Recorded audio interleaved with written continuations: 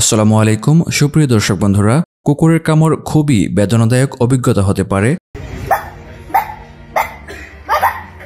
তবে ঘটনার পরে এবং পরবর্তী দিনগুলোতে কী করতে হবে তা জানা আপনার স্বাস্থ্য এবং নিরাপত্তার জন্য অত্যন্ত গুরুত্বপূর্ণ। বিশেষ করে গভীর বা গুরুতর কামড়ের জন্য অবিলম্বে কিভাবে যত্ন নিতে হবে এবং কুকুরের টিকা কখন কিভাবে দিতে হবে তা আপনার জানা আবশ্যক। কুকুর কামড়ানোর পর কী সতর্কতা অবলম্বন করতে হবে সে বিষয়ে আপনি জানেন কি? যদি একটি কুকুর আপনাকে কামড়ায় তাহলে এই পদক্ষেপগুলো নিন। প্রথমেই সাবান এবং উষ্ণ জল দিয়ে ক্ষতটি ধুয়ে ফেলুন। তারপর রক্তের প্রবাহ বন্ধ করতে ক্ষতটির উপরে একটি পরিষ্কার কাপড় আলতো করে চাপ দিয়ে রক্তপাত কমান। তারপর বাসায় আপনি যদি over the counter antibiotic cream থাকে তা প্রয়োগ করুন।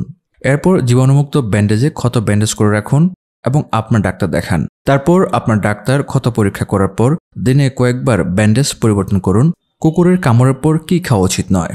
ভারতে করা কিছু গবেষণার একটি তালিকা বের করা হয়েছে, যার মধ্যে রয়েছে আলু, দুধ, ধনিয়া, ধল, মশলাযুক্ত খাবার, টমেটো, মাংস ইত্যাদি। এগুলো না খাওয়ার পরামর্শ দেওয়া হয়েছে।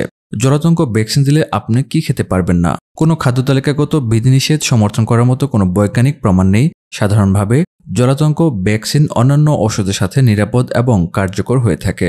কুকুরের কামড়ের প্রাথমিক চিকিৎসা কি?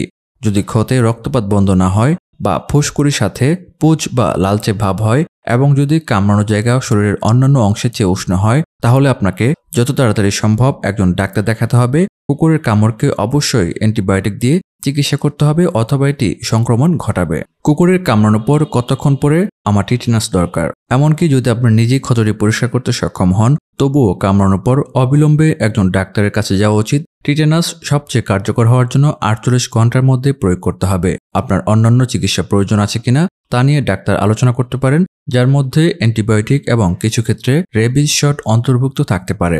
কুকুর কামড়ানোর পর কি হয়? কুকুরের কামড় যদি কোনো ব্যক্তির চামড়া ভেদ করে তাহলে পশুর মুখ থেকে ব্যাকটেরিয়া শরীরে প্রবেশ করতে পারে, যা সংক্রমণের কারণ হতে পারে।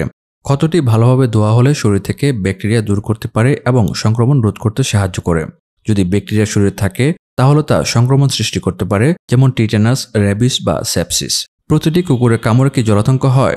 এটা মনে রাখা গুরুত্বপূর্ণ যে সব কুকুরের কামড়ে জলাতঙ্ক হয় না, কিন্তু সব কুকুরের কামড়ের চিকিৎসা করা উচিত যতক্ষণ না আপনি জানেন যে কুকুরটি গত বছরে জলাতঙ্ক রোগের টিকা দেওয়া হয়েছে। কুকুরের কামড়ের জন্য কতগুলি ইনজেকশন প্রয়োজন? জলাতঙ্ক প্রতিরোধের জন্য 0 থেকে 3, 7, 14 এবং 28 দিনে কামড়ের 16 থেকে XNUMX dose anti rabies vaccine দেওয়া হয়। বর্তমান টিকা নিরাপদ এবং জলাতঙ্ক প্রতিরোধের একমাত্র এটি উপায়। রেবিস শটের পরে আপনার কি এড়ানো উচিত?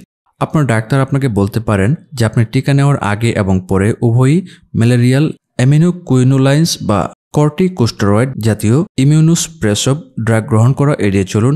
এই ওষুধগুলো ভ্যাকসিনের সাথে প্রতিক্রিয়া ঘটাতে পারে এবং আপনার জলাতঙ্ক রোগে আক্রান্ত হওয়ার সম্ভাবনা বাড়ায়। আমি কি কুকুরের কামড়ে নিওস্পোরিন ব্যবহার করতে পারি? অ্যান্টিবায়োটিক মলম। একটি অ্যান্টিবায়োটিক মলম নিওস্পোরিন বেসিট্রাসিন 3 দিনের জন্য অ্যাপ্লাই করতে পারেন। কুকুরের কামড় সারতে কত সময় লাগে? কতটা খারাপ তা নির্ভর করে আপনার কামড় 7 দিন থেকে কয়েক মাস পর্যন্ত সময় নিয়ে সারতে পারে। বাড়িতে আপনার ক্ষতটির ভালো যত্ন নেওয়া এটি নিরাময়ে এবং আপনার সংক্রমণের সম্ভাবনা কমাতে সাহায্য করবে। কুকুরের কামড়ের পর কতক্ষণ পর সংক্রমণ শুরু হয়? যদি চিকিৎসা না করা হয় তাহলে পশুর কামড় থেকে সংক্রমণ ছড়িয়ে পড়তে পারে এবং গুরুতর চিকিৎসা সমস্যা হতে পারে।